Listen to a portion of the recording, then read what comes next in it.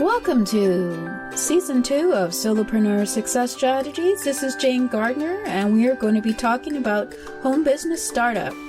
And we're going to be talking about starting, running, and growing your own home business, whether offline or on. Monday is all about mindset, of course. Tuesday is all about starting a home biz. Wednesday is about selling, sales, and your customer. Thursday is going to be about running your home biz, and Friday will be growing your home business. Saturday is all about putting systems in your business, and Sunday is all about strategy. So subscribe to this daily podcast to help you start, run, and grow your home biz. For more information, go to bo8hb.com.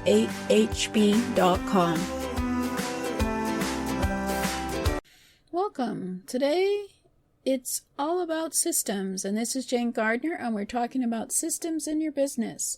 And today, it's something that people don't think about very much, but it's so critical for your business to have this, because without it, you will not be able to outsource your business. You will not be able to go away in your business if you don't have this on vacation and leave it for someone else to do.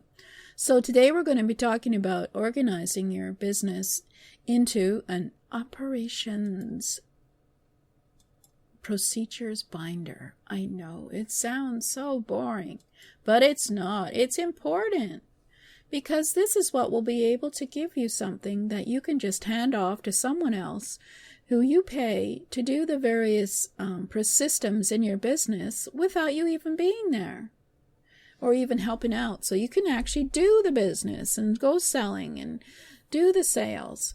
So an operations procedure binder has step-by-step procedures for anyone to use. So you can outsource this to someone. It can be your brother. It could be someone from another country, and they would be able to do what they need to do in order to do it step by step. It would have reference documents with all policies for the privacy and hiring and firing of employees as well, so that everybody is consistently knows what should and shouldn't be done. As you can imagine, at this time in the world, it's a good idea to have policies on hiring and firing employees and privacy and sexual harassment and such. So you could put this all in your operations procedure binder. You could have a quick reminder for any procedure on how it's done. So you don't have to reinvent a procedure, and so you can actually outsource some of your work. So you don't have to do the autoresponder email system setup for other than writing out some emails for someone, and they can put it all up into their autoresponder for you while you go out and sell. So where to start with an operations procedure binder? Well, write down the end result of a procedure you want to do. For example, you want to send an email. Then go step by step in a list in a clear and concise way from the beginning to the end, a result of sending an email. Tip: do the action while writing it out so you don't miss a step.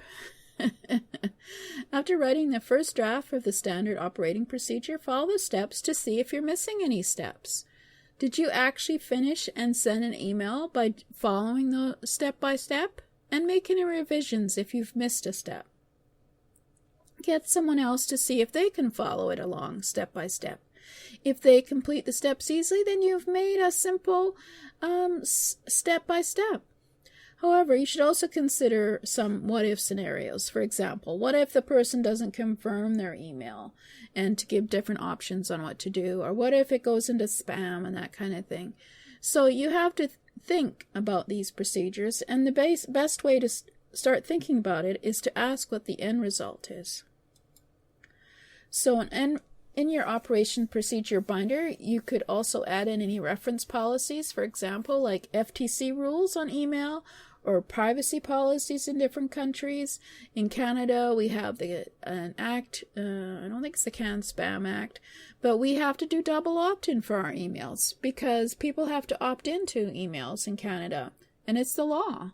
So this will affect who you can send an email to. So put it in the binder for easy reference. And so, for example, after writing the first draft, check it out and see if you need to make any revisions.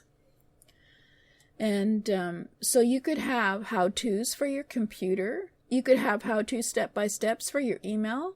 You could have how to do social media posts, how to create them. You could have how-tos to set up your sales page, and on and on and on. These how-tos will help you save time in your business. When you can use them, it's easier to get others to help you in your business if you have these how-tos in a step-by-step procedure, but also it's better for you because you also can't remember everything each time and you want to do it quickly. So if you have a checklist and a step-by-step in a binder, you can do all of this very quickly and easily rather than having to think it out each time. So remember to think about having an operations procedure binder. If it helps, think of it as the binder for your outsourcer when you have the money to pay an outsourcer to do all these things for you. And maybe that will get you to do it because you can save time and money by having systems in your business like an email system or a sales system or your payment processor system or your organizing your computer system and making everything easier for you to save you time and money in your business. And that's what's important, is to save the time so that you can concentrate on making the sales that make you the money for your business rather than having to take 3 hours creating a sales page. So I hope this is something that you'll consider doing, an operations procedure binder. This is something that you could easily do with checklists and outsource some of the work that you need to do in your business.